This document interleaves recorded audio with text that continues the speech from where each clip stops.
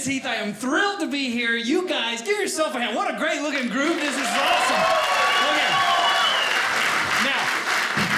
Now, I want you to know before I get into this, my show is a little bit different, okay? You have to throw every idea of comedy that you've ever had out the window, because if you don't, I promise, I will do something on stage, you will turn to who you're with and say, he's an idiot, and I don't want that. I want you to come along on an adventure with me. Can you do that by applause? Yes? Okay, I'm trusting you. Now, a little bit about me. I want you to know before I go any further that I'm a tiny bit high energy on stage. Yes, I am. Anyone grow up high energy by applause? Clap your hands. Any of those people in here? Yes, okay. My mother was not the type of mother to put me on anything to calm me down that I remember. She could have. There he goes!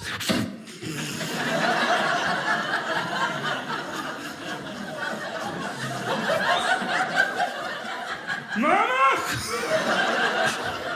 It's happening again. Everything's going purple. No, see, if I got too hyper around the house, my mother would do this thing where she would, and I say, try it. She would say, Heath, come here, Heath, shh, stop. Heath, listen, look at mama, look at mama, look at mama. Listen, shh, listen. Go outside! And I spent a lot of times outdoors because they locked them. And please, you guys are mean. I like you. So, I was growing up as a kid, always in front of the television. I was a television fanatic, movie fanatic, moved out to Los Angeles, got in a couple of TV shows, couple of movies. You guys are like, we don't know who you are. That's okay. I figured something out. The reason you probably don't recognize me, help me! You don't recognize me is because when I was on camera, I didn't wear glasses. Now I can look out there and say, people are like, why would that matter? Because I'm gonna teach you something. Because when an actor wears glasses on camera and remove the glasses, they steal focus, you remember their faces. You guys are like, there's no way. Okay, I'm gonna show you what I'm talking about. Removing glasses, and this is in every genre that has ever been created on television and films, removing glasses to steal focus. I know this works because I do it in my acting class that I do at home alone in the mirror. So just clap for the ones you like. Removing the glasses, you've seen them all, to steal focus. Here we go. Number one, the soap opera decision.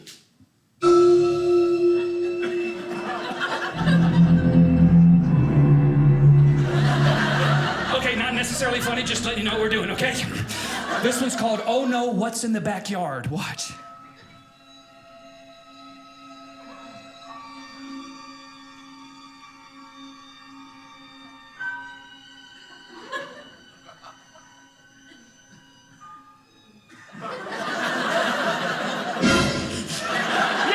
Okay, in an 80s movie, a girl is always a nerd until she takes her glasses off. 80s movie, what?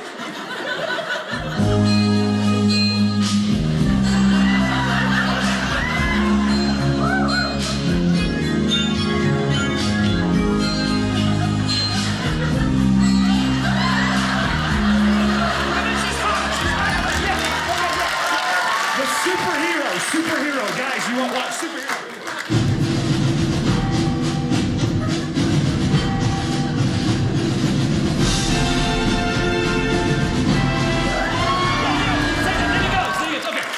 If I ever have a sitcom, here's the opening. I played nerd guy with glasses, opening credits of a sitcom.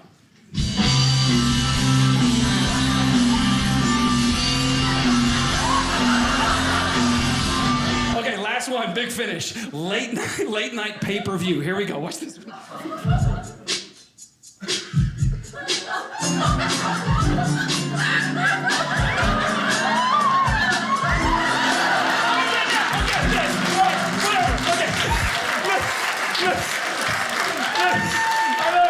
I don't know what he's talking about. Yeah, okay. You guys are awesome. So yeah, see, I'm out in LA, right? And I'm auditioning for movies and TV shows. And I realize, as you probably do now, the exact type character roles I should be going in on, right? It's obvious. An action star. And thanks, lady. But I know, because when I was out there, I realized I don't know any cool moves. If I'm in a movie where I have to beat someone up, I don't know what I'm doing, you know? So this is so true. I signed up for a class in Los Angeles to learn some moves. True story. I signed up 11 years of Tae Bo. Now, if you don't remember Tae Bo was kickboxing, martial arts set to hip-hop music. You remember that? Do you remember that? Yes. Cool. I learned a lot of cool martial arts moves. The problem is, I now need music to fight. See, that really sucks in a parking lot without an iPhone. But if I'm in a movie in a nightclub and I have to come in and tear it up, you know, and be cool, I'm gonna look so smooth because of this class. Like, use your imagination, like I said, a little volume on this. Coming into the nightclub, this is what I learned. Watch, this is my movie. Watch, here we go. Here we go.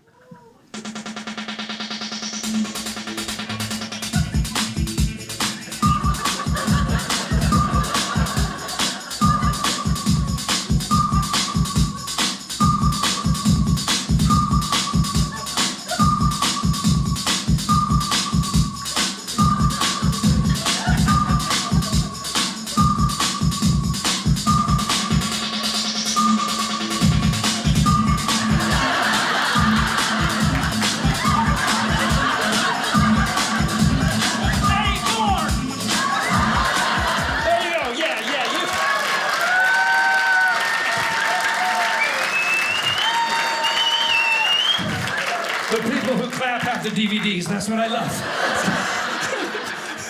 So you're awesome.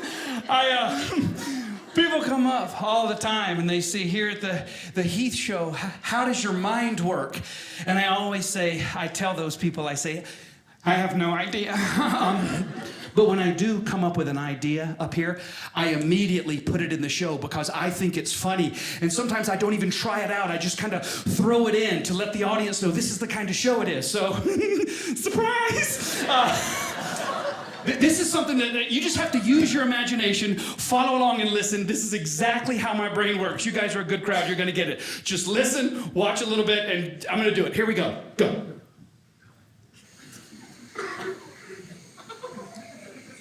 The African Serengeti, the drought season. Here, grazing alone, we find the western white-bearded wildebeest.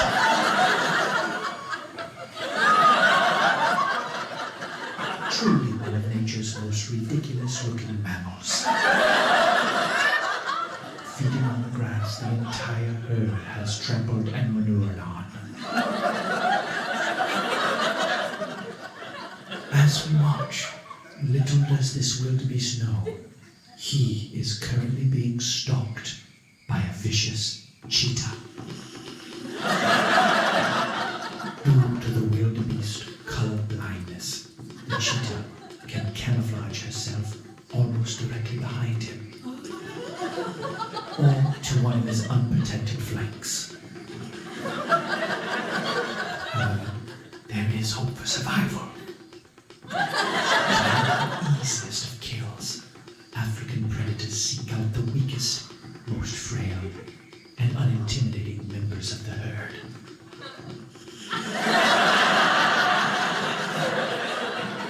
Unfortunately, trying to display toughness has raised the heart rate, which is the sound of a dinner bell to the cheetah. Closer. Closer. Even closer. Only one thing can save the wildebeest now. Wildebeest have been known to cover themselves in their own urine. Yes, that's it. Complete urination loss. It seems to have worked. The cheetah is slowly sulking away. The self-urination has served two purposes. It has rid the danger of death by cheetah, but piqued the interest of the nearby pride of starving African lions. There you go, folks. There you go. Awesome. Awesome. You fought it. I love it. I love it that you laughed at that because I do that same joke in my hometown where I grew up of Birmingham, Alabama. And this is what I hear. If that thing holds still, I'll get a shot off. I'm just saying. But I actually, this is a fun crowd for it. I do impressions. You guys like impressions? You like that sort of thing? Oh, yeah. My impressions are a little bit different because here at the Heath Show, I use a leaf blower to do these. And this is very serious. Please do not try this at home. 220 miles an hour, the wind that comes out of here. So these are some impressions with a leaf blower. You guys, be a lot of fun. Here we go. Number one. Your dog out the car window.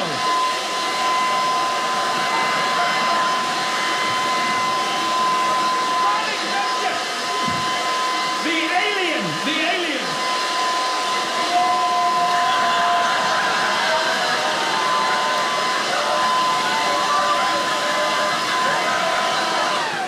Okay, you can put that some. That one really hurts. Oh, wait. Whale watching! That's a good one! Okay. My favorite one, here we go. A South Carolina news reporter in a hurricane. Was the bowling alley. It is now down. Big Palestine. There you go, people.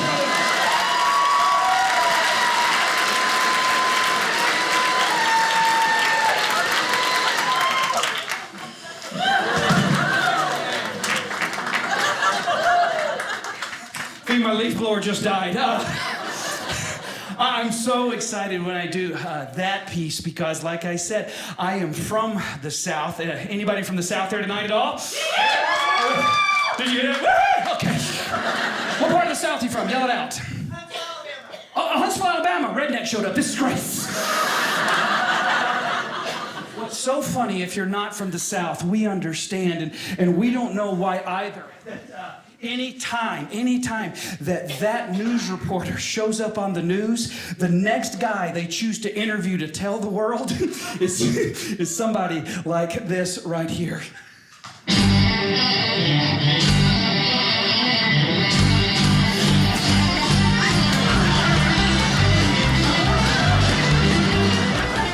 I don't know what happened.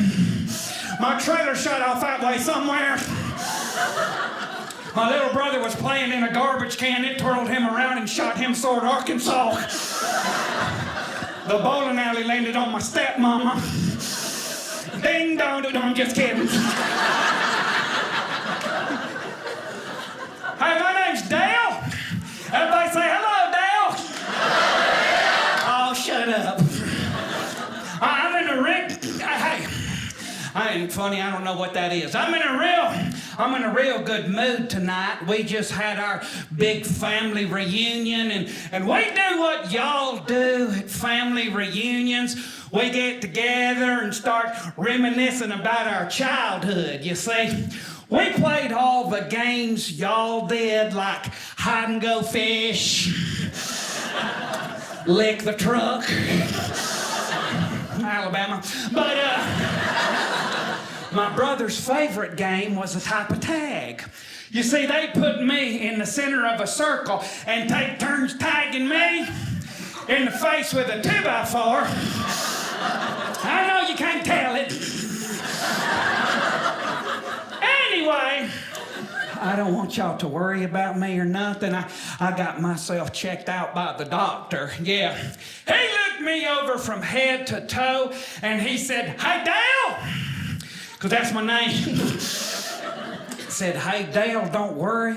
You ain't gonna suffer from no type of severe, long-term, mental side effects." When I did that, y'all peed just a little bit, didn't you? I did. Hey, but listen. But I tell you, hey, y'all listen. Hey, have you ever met someone that's just odd? Me too. friend was like that. One time we was both in the 4th grade. He farted, it stunk around to the 6th. That was the worst 11 years of my life. But I tell you, I did have a lot of trouble in school. I was always harassed by the school bully. I pull my hair and flush my head in the toilet. I went to homeschool, y'all.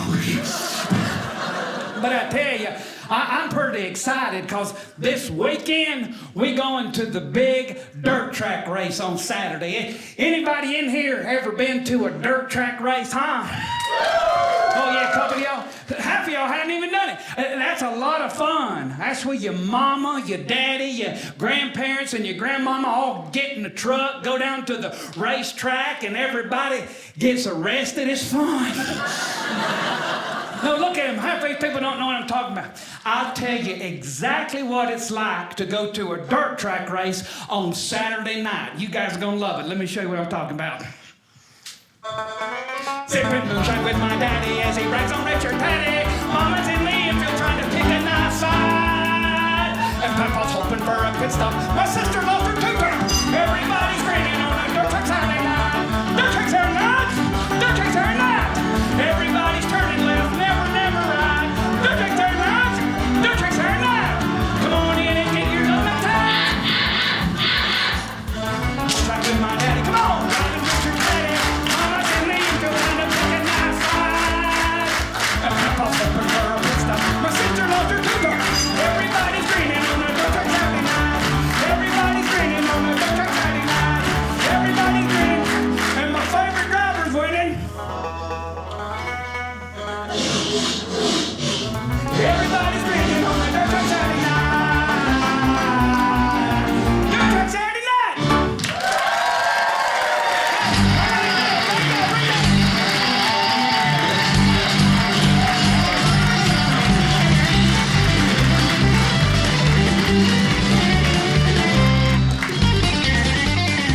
Thank you. I have done Dale my entire career, and I do him all over the country. I've done him up in the northern United States, like Washington State or New Jersey. People come up there and say, that is a great idea for a character. I've done him in my home state of Alabama. People come up and say, I know that guy. But see, sometimes I've gotten in trouble because I'll do these southern characters, and I had a lady in Texas. We were in Austin, Texas, doing a show, and the lady. Are you from Austin, Texas? Is that somebody from up there? Oh, you'll love it. Yeah. So I'm doing the show, and this lady comes up to the stage, and she's beelining for me, and I can see it in her face, and she comes right to the edge, and I'll never forget what she said. She said, "Hey." No, she said, I don't think it's funny what you're doing, making fun of Southern people. Not all Southern people like how you better watch out. I said, lady, I'm from the South. I'm just having a good time. You name me one good old boy from right here in Austin, Texas, that you don't think has potential under the right circumstances to turn out like Dale. She said, all right. Matthew McConaughey. I was like, what? And then I started thinking, are Dale and Matthew McConaughey really that far off? Seriously, use your imagination.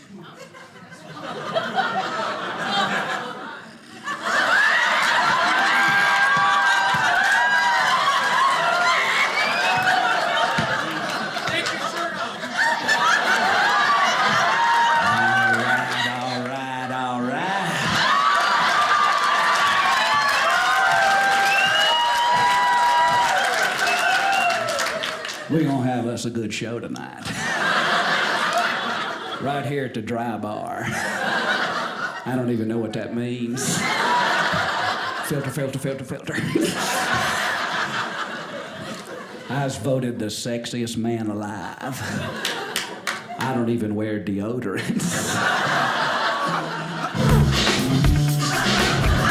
Little Matthew McConaughey for the people here. Why not?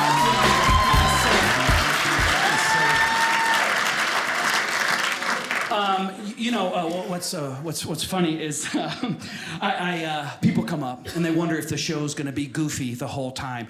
No, I do have some very serious parts to my show. This piece here is very special to me. It is very serious. It is about love. And when we seek what we love with all of our hearts, we never know how things will turn out. So if we could get that nice lighting cue we worked on. Perfect. Just go ahead and bring those down. We'll leave the spots on and need a little volume on this. Very, very serious part of the show. We'll just bring those down. Just bring the, there you go. Okay. It's on a switch. It's very serious, not meant to be funny, so you don't have to snicker about this. Very serious. It's about seeking what you love with all of your heart, because we don't know if you do what will happen. So open your mind, listen, a little volume on this, please. Here we go. Very serious part of the show. Very serious. An interpretive dance entitled The Moth and the Candle.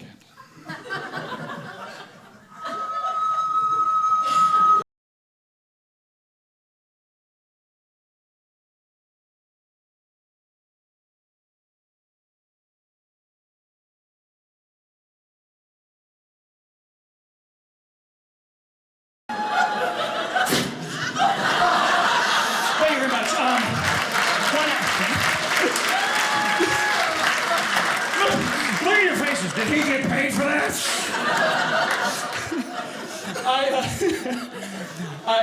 I don't do mainly comedy clubs and theaters like this. One of my main gigs when I'm out doing stand-up, I do a lot of cruise lines. So I actually work predominantly on a very family-oriented cruise line. I don't think we could say they have a very Disney appeal. And so on these ships, there's a lot of kids. There's a lot of kids. And there was one kid a couple of weeks ago. I was on the ship, and he was up by the pool, and he was out of his mind. And like a lot of kids. Like a couple of weeks ago, I asked how many kids were sailing, and the number of children on this particular cruise ship, there were actually too many. And so this kid's going crazy, and his mother was doing one of my favorite things. His mother was trying to parent him, but not let people think she was going to be a bad mom. So she was kind of following him around, doing one of these, which I love, like Brantley, Brantley, Brantley, Brantley, Brantley, Brantley, Brantley, Brantley. You got to get a timeout, Brantley, Brantley. And so I did what I'm sure all you would like to do. I waited till Brantley got near me, and I kicked him over. No, I did. But one time I was doing a show there, and this little girl that was so cute, she just screamed out. She said, "You should be in a cartoon!" He's like, "What?" And her father said she thinks she would be great in a Disney animated movie. And I was so excited about this. Now, this is where you get to play along. You've all watched my show, everyone in here. I want you to yell out when I ask, what type of Disney character do you think this little girl said I reminded her of? Well, what do you think? Yell it out, everybody. Yell it out, everybody! Yell it. Who said Cinderella? What is that? I can't believe you don't see it, folks. I see it every day. I told you to use your imagination, so now I'm gonna have to force feed you. It's so blatantly obvious. Pick a screen and watch. Here we go.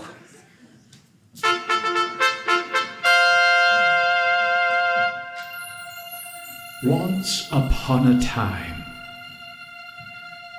there lived a handsome prince. He was more handsome than any man who had ever lived. Basically, he was flawless. One day, an evil witch cast a spell on the dashing prince, but she soon reconsidered due to his chiseled facial features. Seriously, he is that gorgeous. And now, ladies and gentlemen, please welcome the heir of Debonair and the Duke of Beauty himself, Prince Ravishing!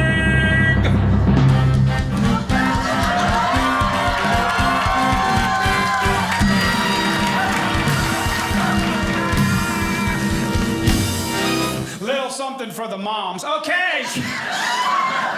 People always always ask, what's it like to be a Disney prince? Well, I can tell you what it's like. Of course, I have to do it in song. Every Disney character has a song. This is my song. It is a very romantic song. So ladies, hold on to your husbands. I'm not responsible for the feelings you will have after this dance. And 3, 2, 4, here we go. It's for you. This is my story. I was born into a family, to put it very simply. Others only realize in their dreams. Never had to lift a plow, always exit with a bow. But to be a prince for Disney is much harder than it seems. Look at your faces, you're all doing this. Just enjoy. Always show their loyalty, only cause I'm royalty. Everyone I see cheers and screams. Of course it's very nice getting points on merchandise, but to be a prince for Disney is much harder than it seems. Now I know what you're saying. It must be wonderful to be single in the kingdom. No, not really. You see, in every fairy tale there's a certain story, a way that you have to look at it.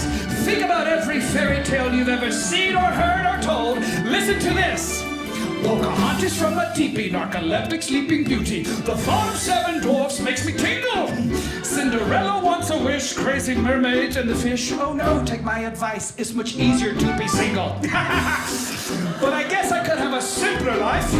Why, just think about it. To wake up every morning, try to shower while still yawning. To have a list of things I must do. To have a wife very snappy, to make my life less happy. Oh no, that would make me just like you, like you. Or you, I don't want to be like you. Or you, or you, or you, or you. Especially not you, sir. That's never coming back. You understand, don't you? Listen to the words, my friends.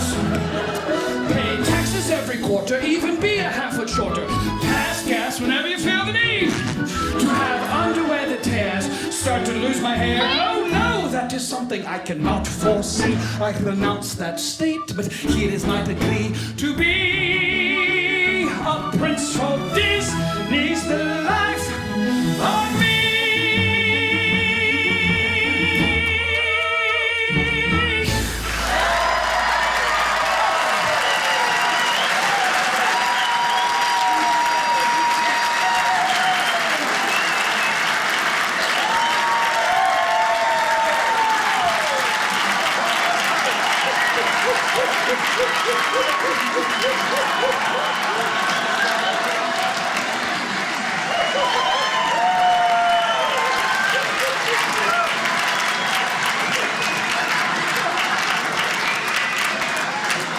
Okay, didn't know how many people would be here. You know! So, one of my, hey, I'll tell you what, since you guys enjoyed The Moth and the Candle so much, we have another one here, very serious part of the show. We talked about the prince. This is about love. And when you seek what you love with all your heart, you never know how things will turn out. So it takes place in the Amazon, where these tiny little creatures crawl to the top of the tallest tree they can find and perch there and call to their mate. I take you there now. Use your imagination and follow me. Very, very fun, serious part of the show. Here we go.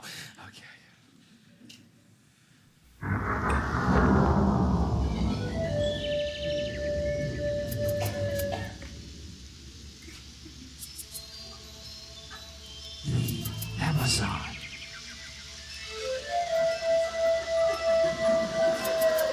The rainy season. Witness the love call of the Amazon red-footed tree frog. He climbs high above the canopy of the rainforest and searches for his mate.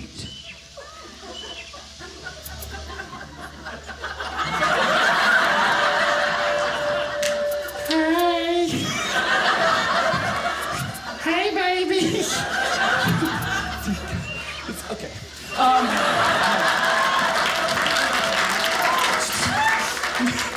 She was making me laugh. The thing is, okay, now, so sometimes a joke is very funny in the mirror at home. And, but I do want you to know that if that, whatever. Sometimes, no, I don't want you to think that I'm just like throwing stuff out there to see if you guys will laugh, because that's not the Heath Show way. I try to do, I want you to know in all seriousness, and I'm telling you right now, look at my face, that Heath, I love my job.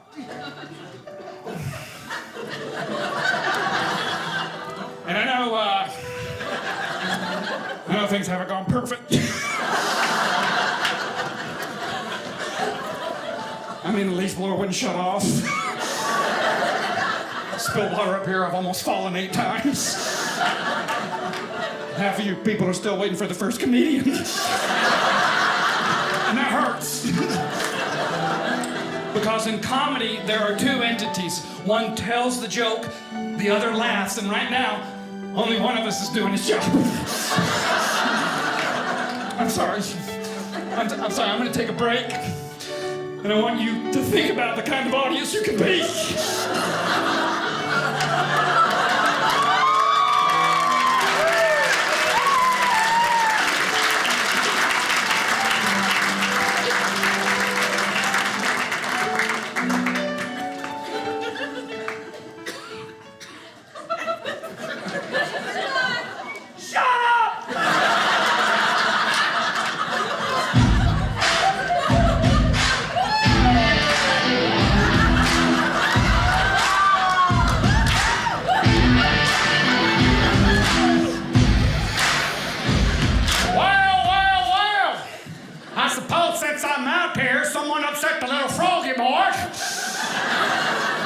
Well, from now on, we got some rules to go along with the ha-ha show.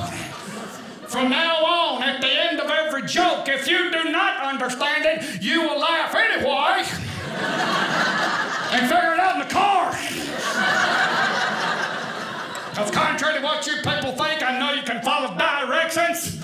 So we're gonna try something right now. I'm gonna ask you a question. The answer is, and always will be, from each and every one of you, sir, yes sir, as loud as you can get it.